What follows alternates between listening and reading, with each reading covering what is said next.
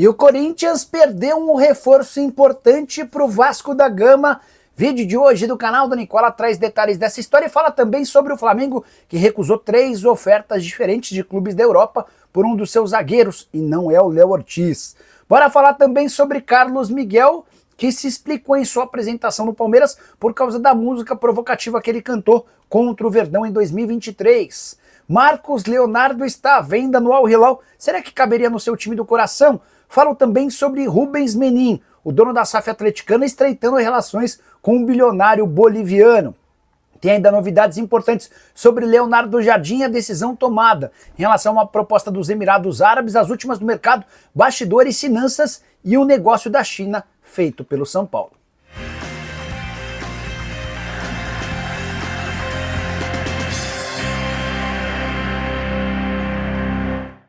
Fala aí pessoal, sou Jorge Nicola, bem-vindos a mais um vídeo do canal, sempre bom ter vocês por aqui. Sem perder tempo, só pedir para deixar like, se inscrever no canal e ativar as notificações. Queria sugerir para você entrar no meu grupo do Telegram, a gente tá mandando um monte de sugestão super acertada, você tá desperdiçando boas chances. Se você quer ter uma ajuda absolutamente gratuita na hora de fazer sua fezinha esportiva, só clicar no link que tá no comentário fixo ou na descrição do vídeo, você vai ser direcionado para o nosso grupo do Telegram e a partir dali é só escolher as sugestões que a gente passa ao longo de todo o dia. Combinado? Bora começar o vídeo com aquele tradicional giro de notícias e a primeira informação é sobre a Portuguesa, que emprestou mais jogadores. O goleiro Rafael Pascoal vai defender o São Bento até o fim da temporada, o atacante Igor Torres vai jogar no Caxias, enquanto o atacante Leandro vai ficar no Oeste, todos retornam para o Campeonato Paulista. Já o Fluminense recusou a segunda proposta vinda do Shakhtar Donetsk pelo meio atacante Isaac, de só 18 anos de idade. Atleta que ainda nem conseguiu se destacar no time principal e já foi alvo nessa segunda oferta de 9 milhões de euros ou 57 milhões de reais. Já Alexis Duarte, zagueiro de 25 anos de idade, que é do Spartak Moscou, tem negociações com o Santos. Informação que foi repercutida nas últimas horas aqui na América do Sul, tratativas iniciadas por Alexandre Matos por sugestão de Jorge Sampaoli, que já foi descartado do clube.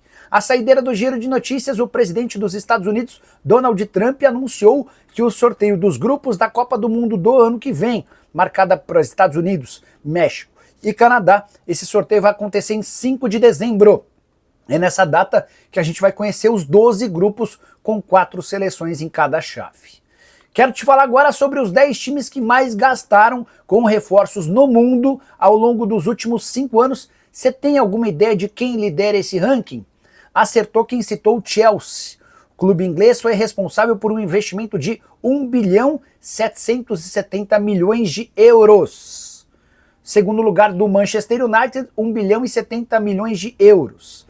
Queria destacar um ponto importante: dos 10 primeiros colocados nesse ranking, 8 pertencem à Inglaterra. As únicas exceções são o PSG em terceiro e a Juventus em oitavo. Outra observação importante: Real Madrid e Barcelona, que sempre lideram esse tipo de ranking, não fazem parte da lista dos 10 clubes que mais gastaram com reforços nas últimas 5 temporadas.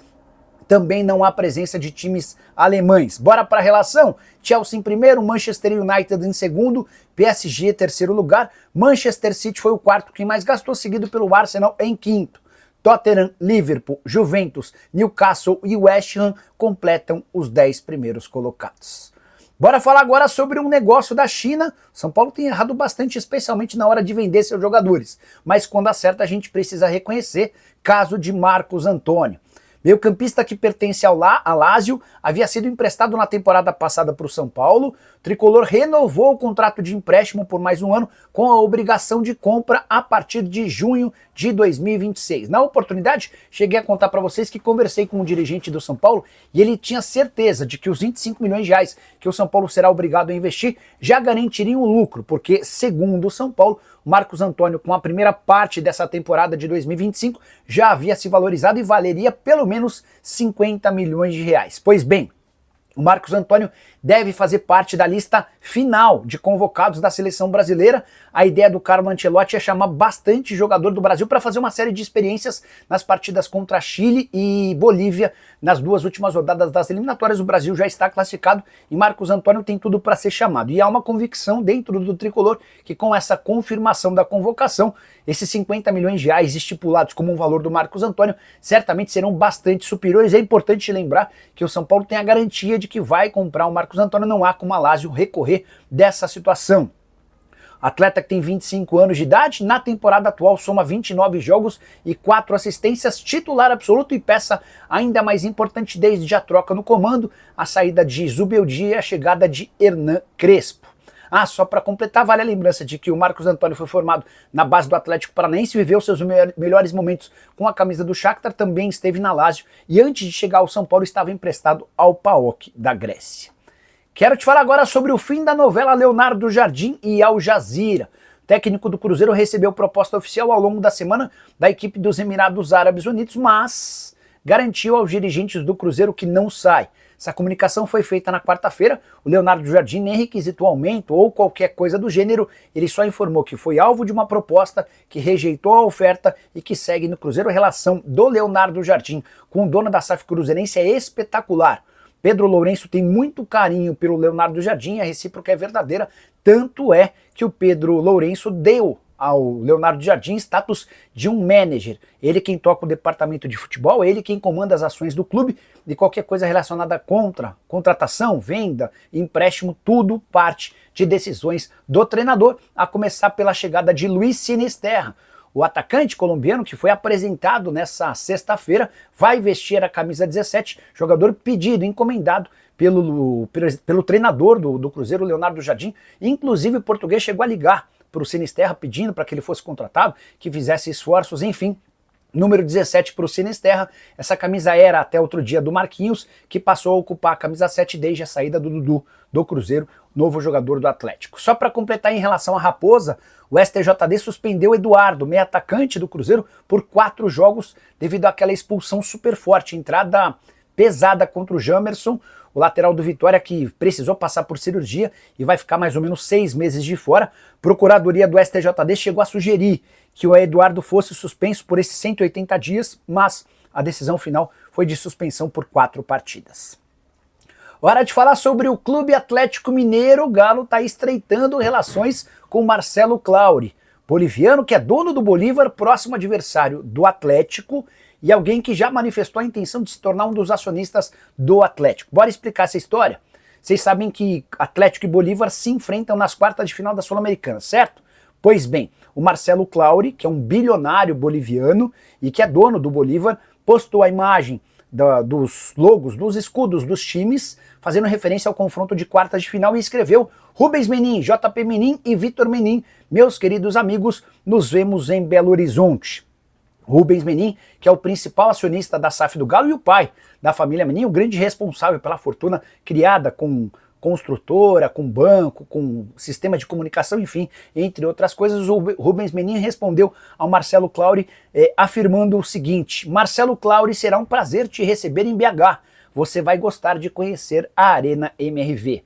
É real a possibilidade de o Marcelo Clauri investir uma grana para se tornar acionista do Atlético. Uma das possibilidades seria dele ocupar o espaço do Daniel Vorcar, que chegou a comprar ações do Atlético, mas vive fase profissional extremamente complicada. O Banco Master, do qual ele é dono, passa por problemas muito graves que envolvem até a polícia. Bora falar agora sobre Marcos Leonardo, centroavante brasileiro em alta na Arábia Saudita, mas à venda. O Al Hilal, com aquela ideia de reestruturação e contratação de jogadores de muito nome, pretende utilizar as vagas de jogadores estrangeiros para contratar verdadeiras estrelas e pode acabar sobrando para o centroavante ex-Santos.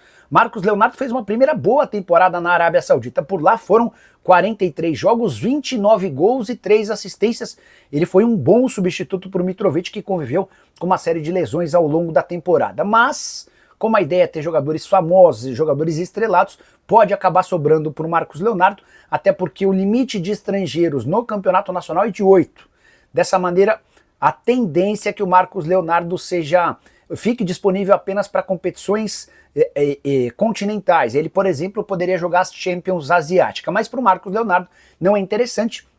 Você perde espaço, você perde valor, você joga menos. E diante desse cenário, o Al Hilal está disposto a ouvir propostas pelo atacante. No primeiro momento, assim que li a notícia, já imaginei o Marcos Leonardo reforçando o Flamengo, jogador com características parecidas a que o Felipe Luiz pede, de um centroavante móvel, que combate bastante, rouba a bola, mas vale a lembrança de que o Al Hilal havia comprado o Marcos Leonardo do Benfica por 40 milhões de euros. Número praticamente inviável para um clube brasileiro.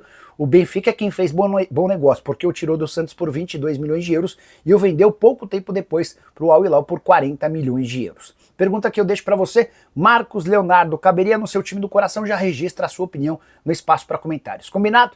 Hora de falar sobre o Palmeiras. Carlos Miguel foi apresentado nessa sexta-feira ao lado da presidente Leila Pereira e obviamente foi perguntado sobre aquela musiquinha que ele cantou no fim do ano de 2023, quando era atleta do Corinthians. Na oportunidade ele cantou: o Palmeiras não tem mundial, o Palmeiras não tem mundial, o Palmeiras não tem copinha e não tem mundial. Situação que gerou transtornos, incômodos em meio às tratativas do Palmeiras com Carlos Miguel e o Nottingham Forest. O presidente Leila Pereira ignorou protestos de torcedores do Palmeiras e bancou a contratação. Carlos Miguel respondeu da seguinte maneira sobre o tema, abre aspas, era uma época em que eu era muito imaturo. Era bobeira, zoação, coisa de quem vem da base, coisa do passado, já foi. Quero agradecer o que vem pela frente e que o Palmeiras está me proporcionando. O Verdão contratou o Carlos Miguel por 5 milhões e meio de euros fixos, mais 500 mil euros em bônus, negociação fechada com o Nottingham Forest, que teve lucro com o goleiro. Ele havia sido comprado do Corinthians por 4 milhões de euros, repassou por 5,5 com mais 500 de bônus e ficando com 20% do valor de uma venda futura, mesmo levando em consideração que o Carlos Miguel nessa primeira temporada de futebol inglês entrou em campo em apenas 3 oportunidades. O goleiro vai vestir a camisa 1, mas isso não indica que ele chega para ser titular, pelo menos nesse primeiro momento. O Everton segue pegando no gol. A tendência é que, em caso de falha do Everton, Carlos Miguel possa ir migrando para a condição de titular, contrato longo. O Everton vai completar 38 anos de idade no fim da temporada e já vem sofrendo gols que não eram tão comuns em outros tempos. Hora de falar sobre o Flamengo, que recusou 3 ofertas da Europa por Léo Pereira. Curioso contar que a dupla de zaga do Flamengo tem sido bastante assediada, né? Recentemente foi a vez do Léo Ortiz receber ofertas de fora, agora surgiu a notícia de que Sevilha, Valência e Porto tentaram a contratação do Léo Pereira. A diretoria disse a mesma resposta para os 3, não temos interesse em nos desfazer da nossa dupla de zaga titular. Isso significa que não há negócio? Não, mas haverá a necessidade de uma proposta estratosférica, aquela muito acima da realidade. Se hoje Léo Ortiz e Léo Pereira valem mais ou menos 10, 12, 14 milhões de euros, o Flamengo toparia negociá-los a partir de 20 milhões de euros. Cifras muito altas para zagueiros que já não são tão jovens, né? Vale a lembrança também de que a dupla de zaga é formada por esses 2 e ainda há o Danilo, que é um ótimo substituto, é a primeira opção de reserva. Só que todos os outros jogadores que compõem o sistema defensivo do Flamengo são muito jovens. Até por isso, nesse momento está mais fácil o Flamengo contratar mais um defensor do que se desfazer, especialmente dos seus 2 titulares. Hora de falar sobre o Corinthians, que perdeu uma disputa por reforço para o Vasco da Gama, algo que em outros tempos não seria muito comum. O Corinthians estava tentando a contratação de Andrés Gomes, atacante colombiano que pertencia ao Rennes da França. A oferta do Corinthians, empréstimo com opção de compra de 7 milhões de euros.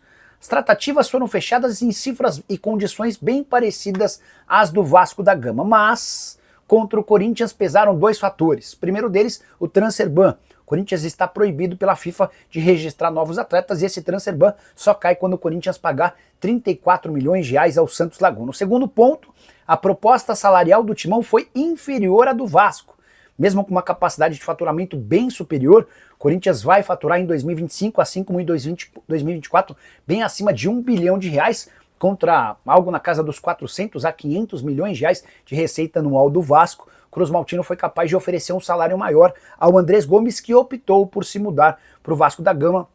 O atleta vai ser anunciado depois da realização de exames médicos. Só para completar, é importante lembrar que o Vitinho foi o único reforço já contratado pelo Corinthians nessa janela de transferências.